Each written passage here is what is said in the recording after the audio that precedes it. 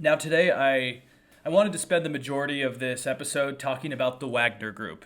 And as I mentioned at the top of the show, this is a Russian paramilitary or mercenary group that is somewhat, I guess, in a very loose sense, comparable to kind of a Blackwater corporation from the United States, ex-military who basically get paid to help the highest bidder. And obviously there's a very gray area of what is moral or ethical. I'm not saying all of Blackwater is as bad as Wagner, but they're at least comparable. And so the Wagner Group has been involved with kind of running a lot of Putin's shadow conflicts across across the world.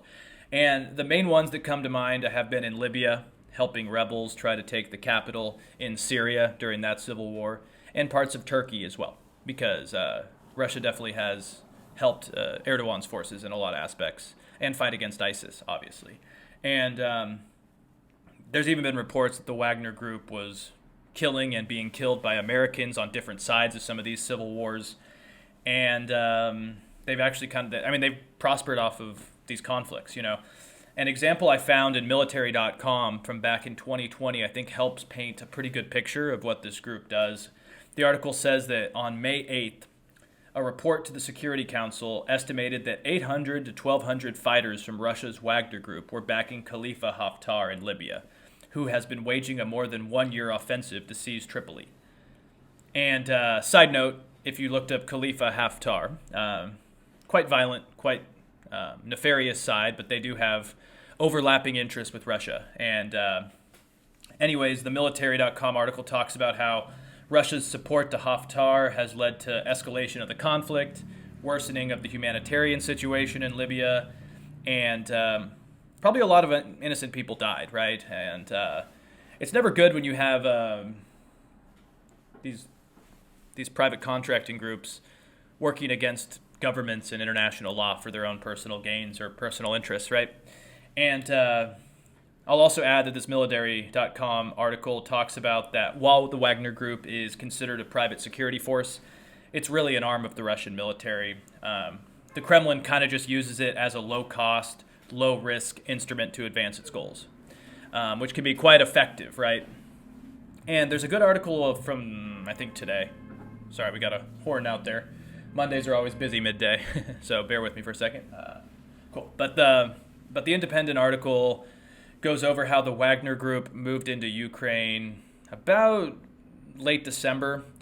It says that the Wagner Group helped Putin put boots on the ground back in 2014 when the Crimean invasion occurred, and apparently the group is connected to a few people. This guy, Yevgeny Prigozhin, who is a huge ally of Putin, corrupt, of course, and the apparent leader of the Wagner Group is a guy named Dmitry Utkin, who was involved in the Chechenian Wars, ex-Russian special forces, and he definitely looks like a neo-fascist.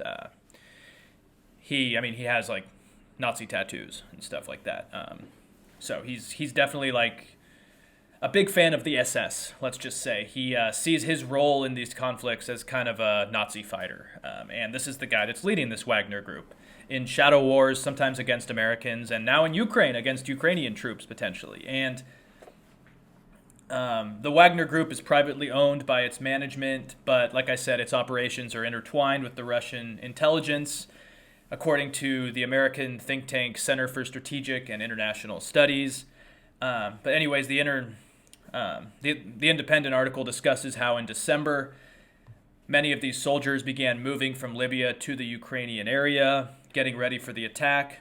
The article mentions here in quotes that experts closely following the movements and actions of the Wagner complex for years say the military contractors, who include former and active duty Russian, Ukrainian, Belarusian, and Serbian soldiers, have been on the ground in Ukraine for months. Their presence confirmed in news reports and hinted at in cryptic social media posts by accounts associated with the group. End quotes. Now, I'll just mention that it doesn't leave a good feeling in your mouth when you know a bunch of active Russians could even be connected with this group and former Serbian soldiers. I mean, one would have to assume they were probably involved in the Serbian military during the 90s with Milosevic and genocide. So we have some nice people here. They're probably all far right based on just the understanding I have of this group. So again, it's ironic when Putin's saying we're trying to do denazification of Ukraine and Zelensky's working with Nazis. It's like, Putin, you're actually working with Nazis. Like, it's very clear that these people share a lot of Nazi tendencies. I mean, the leader of the Wagner Group has the SS pins tattooed to his neck and swastikas. Like, I'm assuming he's more of the Nazi, let's just say. Like, if I had to pick him or Zelensky, I would probably say Zelensky's not the Nazi, but maybe I'm just crazy. But I should also note that this article does do a good job of explaining how, while the Wagner Group actually originated in Ukraine and was involved in the Crimean conflict, they don't actually cause a lot of violence. They don't do a lot of the fighting themselves. They are more of an intelligence group that tracks insurgents and helps the actual forces on the ground with information and order. I was reading in this Independent article that they actually brought order and stability to the unprepared and drunken separatist forces at times. Kind of the current theory is that the group is going into Ukrainian-controlled areas and just providing more information and intelligence to the Russian troops to help them just minimize losses in general. And this sounds similar to what I've read in that military.com article as well, where it talked about how these Wagner mercenaries have been deployed as guns for hire, right, in the Middle East, Africa, Latin America. And they're usually used or hired by authoritarian governments to hunt down rebels and secure key installations for attack. And in this case, that's probably also what they're doing. They're probably seeing where Ukrainian forces are, potentially where Zelensky is, how are our forces doing, what installments can we attack, right? They're something like maybe a nefarious authoritarian fascist version of the CIA or something. I don't know. No attack on the CIA here, but like that's how I would kind of think of them. Now, there is a kind of disturbing escalation here that I did see this morning. So apparently today, Monday, there was an anonymous source told from the Times newspaper that the Wagner mercenaries in the country were part or are still currently part of a scheme to assassinate President Volodymyr Zelensky. Now, I mentioned on Friday that there were reports that he's target number one, which obviously makes sense. He's the president, and if you can get rid of that government, it might be easier to start sowing discord. But, apparently the Wagner mercenaries are working with other intelligence to try to assassinate Zelensky.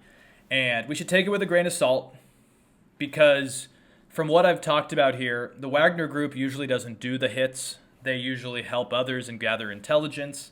So it would be a huge break from what this group usually does. But they also might just be out there trying to find Zelensky so they can, send the Spetsnaz, which are much more highly trained killers, to do their bidding. I don't know. As of now, also, most reports say that the Wagner forces are mainly concentrated in the east, right?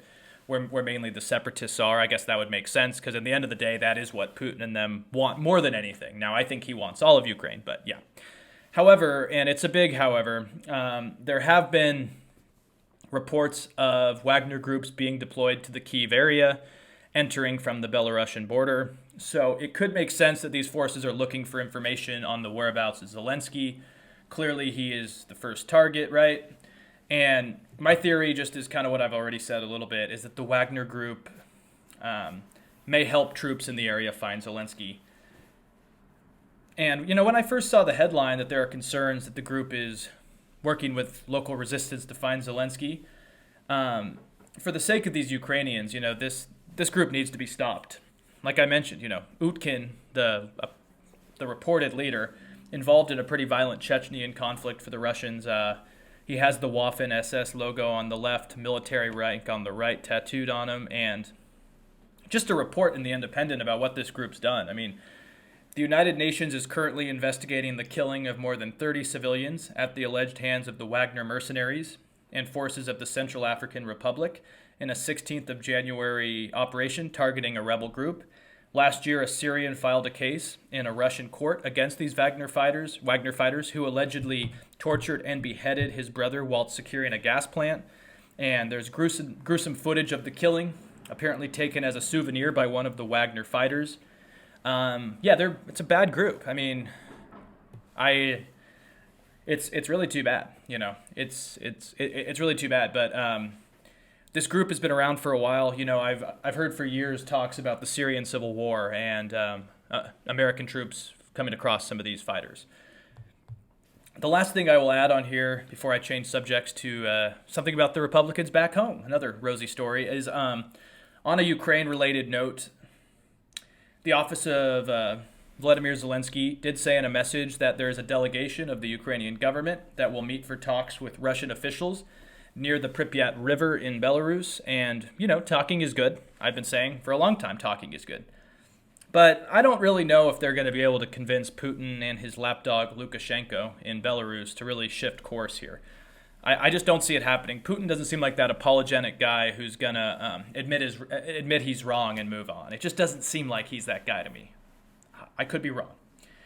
I also saw that at the same time that they're talking about having this meeting, Ukrainian intelligence is suggesting that Belarus, in quotes here, is showing readiness to participate directly in Russia's invasion, in addition to allowing Russian forces to use their territory as well as letting them cross into the Ukrainian border. So it's getting complicated.